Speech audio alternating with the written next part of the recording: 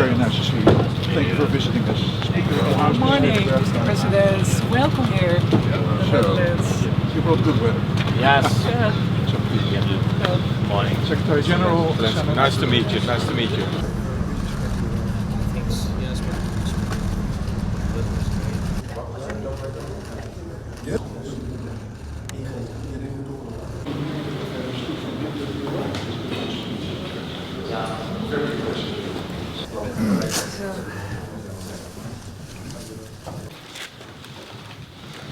It's an important visit. Yeah? Yes, Yes, we wait for a second for the press. To welcome you in this building of the Senate today. Yeah.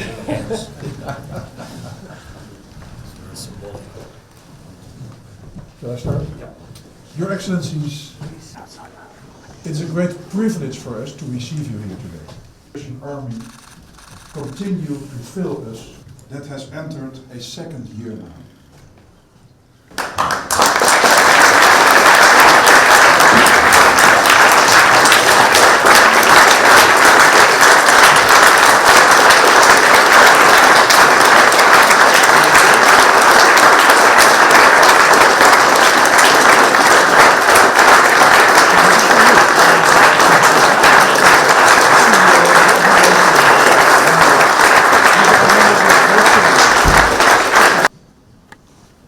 For the past 40 months, Ukraine has been fighting Russian aggression, territorial integrity, sovereignty and autonomy of Ukraine and on the people of Ukraine.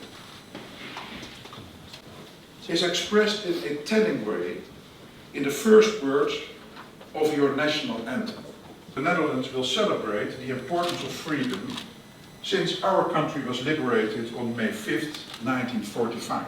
Your country was invaded. And it translates to the war have defended and continue to defend the territorial autonomy of Ukraine. Impresses us greatly of Ukraine. My colleague from the House of Representatives several times in the past year in Dutch society, both visibly and under the surface. First remember those we lost during World War II all over the world. We will do so by keeping a 2-minute silence in Parliament. Mr. President, I wish unto you and unto all of Ukraine the hope. Ladies and gentlemen, it's an honor to address you, to you, all of you, the representatives of both houses of the Parliament of the Netherlands, the chairman of parliamentary committees, and you, honorable speakers of the House of Representatives and the Senate of the States General. When democracy is real with a stable tradition in the country, the Parliament is the heart of such country. And I'm sure that the heart of the Netherlands today will feel what the hearts of Ukrainians long for. A year has passed since I addressed, thank you so much for that possibility, and I addressed the Parliament and the people of the Kingdom of the Netherlands for the first time. And on the 36th day of the full-scale war, I spoke about why you and I, all Europeans, the whole world should unite. Unite to defend freedom and human lives. A year ago I said that this war cannot be forgiven. None of the crimes committed by Russia, and I said that the Hague knew exactly how to bring all Russian murders to justice. And today is the time to thank all of you. Thank you, your great country and your leadership. And I'm grateful to you for the fact that we've achieved the greatest unity in Europe, which people only dreamed of for decades. And it wouldn't have happened without the Netherlands, without your leadership. Thank you all. And I'm grateful to you for helping to protect what you value.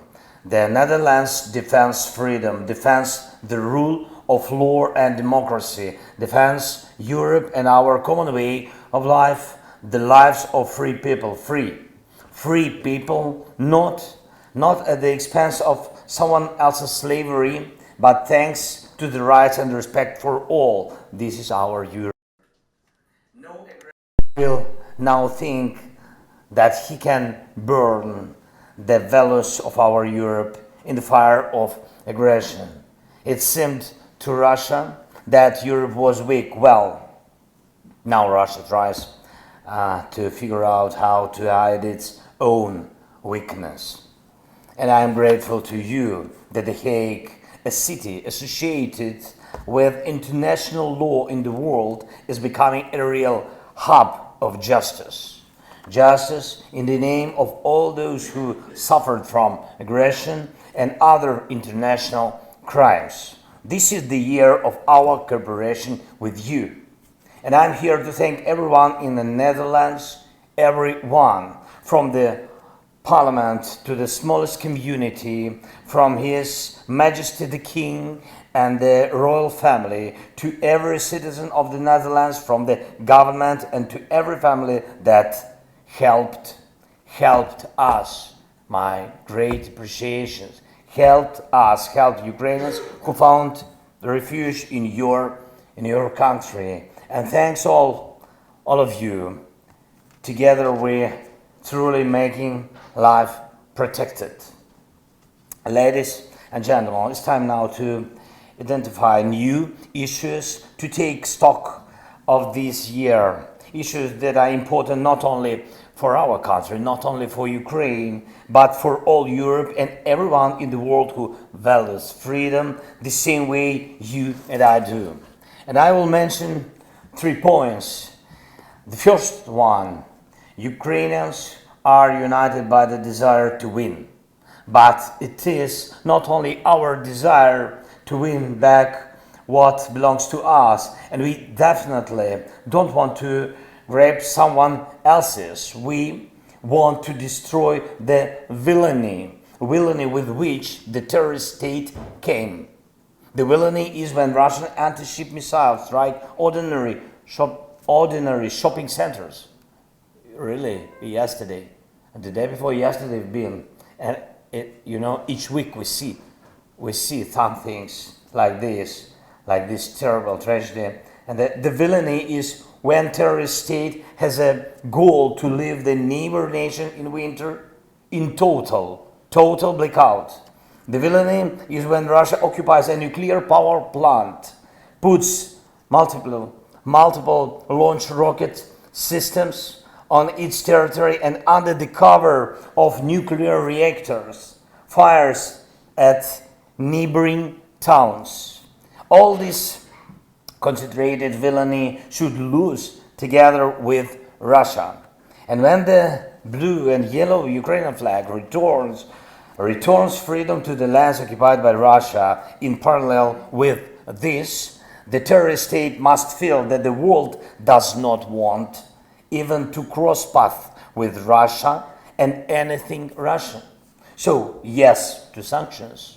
So yes to Russia's isolation, yes to the pressure on Russian citizens to make them looking for the Russian regime change in the country, yes to sentences for the terror, yes to universal rules for all jurisdictions to seize Russian assets and to use them to compensate for damages from aggression. We have to achieve this to the maximum to bring joint peace faster. The second point, this summer Europe has a historic opportunity to cut off oxygen to Russian revanchism once and for all. NATO July summit is quite the time that allows to remove the security uncertainty in Europe. And can you imagine that a part of your country, let's say Eindhoven or Groningen, could be outside the common security and legal space of the Netherlands in a gray zone, something like this, which will attract the attention of international criminals. It's impossible. Of course, it's impossible. It's absurd. The same way it's impossible and absurd to leave Ukraine outside of the security and legal space of our common homeland, Europe. Ukraine should receive a decision on the algorithm for joining the alliance. It is clear that we cannot join NATO now while the war is going on. But it is possible, I think, and necessary to remove the security uncertainty now. It is a political decision. Russia must see that Ukraine's security will be guaranteed in order to begin to realize itself. Russia only with its own borders. And I call on the Netherlands to make this strategically important decision of the security of Europe, decision on Ukraine and NATO. And the third point, defense means people, armed people. The more powerful the weapon and the longer the fire range is, the more lives, real lives, are saved from enemy each day strikes. So, cherishing the value of life and maintaining defensive taboos among allies who are supposed to protect life is an obvious contradiction. The longer the taboos on weapons persist, the more our soldiers give their lives on maintaining the defense when the weapons are not powerful or not long-ranged enough, or when Russian fighter jets are more effective than the aircrafts of those who really defend Europe. As of now, all this persists. Unfortunately, the taboos on weapons, is it for a long time? It depends on all of us. Ladies and gentlemen, we remember the leadership of Netherlands in initiating the delivery of the Panzerhaubitze 2000, and we are grateful. Thank you again. We are grateful for you for such great decision, for Patriot system and other weapons. It's huge, and we remember that the Netherlands were the first to say that the F-16 is not a taboo, and your leadership truly provides results. So let's together provide new ones. And I believe that during my next visit, I believe I will have it. Of course, if you will invite. Yes, after this meeting. Yes, I think so, yes. Though I will be able also only to thank you the way I do it today.